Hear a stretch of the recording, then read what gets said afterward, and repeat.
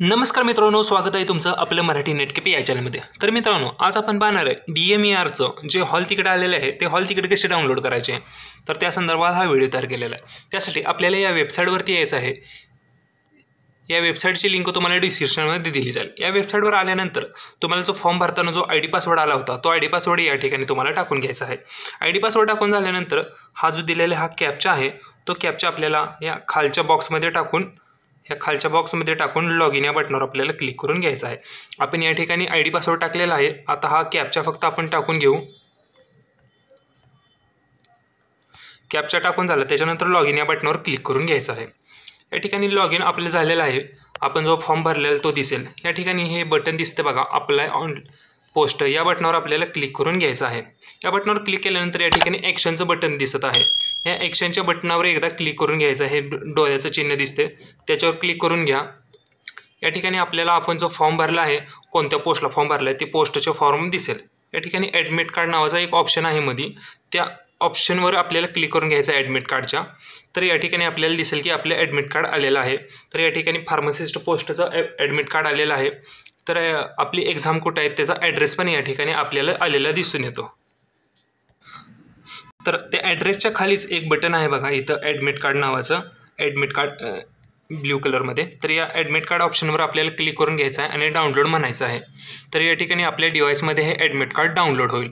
Admit card download झालेलं तुमच्या डिव्हाइसमध्ये डाउनलोड फोल्डरमध्ये दिसेल। जर मोबाईलमध्ये करत असेल तर वरती नोटिफिकेशनमध्ये तुम्हाला ते ॲडमिट कार्ड दिसणार आहे। तर या पद्धतीने या ठिकाणी ॲडमिट कार्ड दिसणार आहे। या ठिकाणी आपलं सर्व माहिती दिसणार आहे याच्यामध्ये ॲडमिट कार्डची। तर याच्यामध्ये आता काय करायचं आहे, एक्झामला जाताना तुम्हाला ॲडमिट कार्डसोबत काय काय गोष्टी घेऊन जायच्या आहेत तर या ठिकाणी सांगणार आहेत। तर या ठिकाणी ॲडमिट कार्ड दिसत आहे, तारीख वगैरे सर्व एक्झाम सेंटर वगैरे दिसतंय तुम्हाला, या ठिकाणी पाहू शकता तुम्ही। तर ॲडमिट कार्ड घेऊन जाताना या ठिकाणी तुम्हाला महत्त्वाची गोष्ट लक्षात ठेवा, हे ॲडमिट कार्ड हे कलर प्रिंट घेऊन जायचे आहे ॲडमिट कार्डची। आणि सोबत जाताना तुम्हाला तुमचं आधार कार्ड घेऊन जायचं आहे।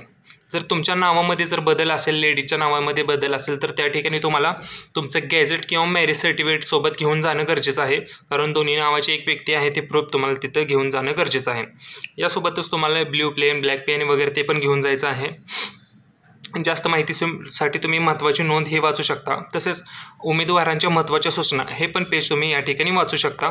त्याच्यानुसार हे पेज तुम्ही वाचा पूर्ण। त्याच्यानंतर तुम्ही याच्यामध्ये काय सांगितलं आहे काय नाही त्या सर्व गोष्टी तुम्ही जाताना त्या ॲडमिट कार्डसोबत घेऊन जायचं आहे एक्झाम सेंटरला। या पद्धतीने हे एक्झाम हॉल तिकीट डाउनलोड करायचं आहे। याच्यामध्ये तुम्हाला काही डाऊट येत असेल तर ते आम्हाला कमेंट बॉक्समध्ये सांगा, त्याची आम्ही हमखास 100% उत्तर देऊ तुम्हाला। जर कोणाला ॲडमिट कार्ड डाउनलोड करायला प्रॉब्लेम येत असेल तर त्यांनी पण या ठिकाणी कमेंट करून सांगायचं आहे या पद्धतीचा आम्हाला प्रॉब्लेम येत आहे। तर कोणाचं काय ID पासवर्ड विसरला असेल तर त्यांनी या ठिकाणी काय करायचं आहे लक्ष द्या। तर त्यांनी या ठिकाणी लॉगिन या बटनावर क्लिक करून घ्यायचं आहे ॲडमिट कार्ड लॉगिनच्या। त्याच्यानंतर या ठिकाणी पाहू शकता जर कोणाचा ID पासवर्ड विसरला आहे तर त्यांनी फॉरगेट युजर ID पासवर्ड या बटनावर क्लिक करून घ्यायचं आहे। या बटनावर क्लिक केल्यानंतर या ठिकाणी तुम्हाला युजर नेम विचारत आहे।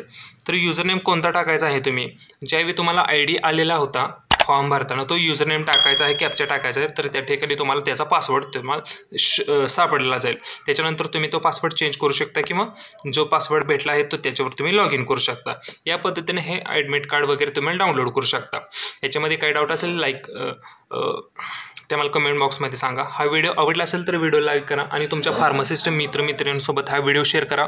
जय हिंद, जय महाराष्ट्र।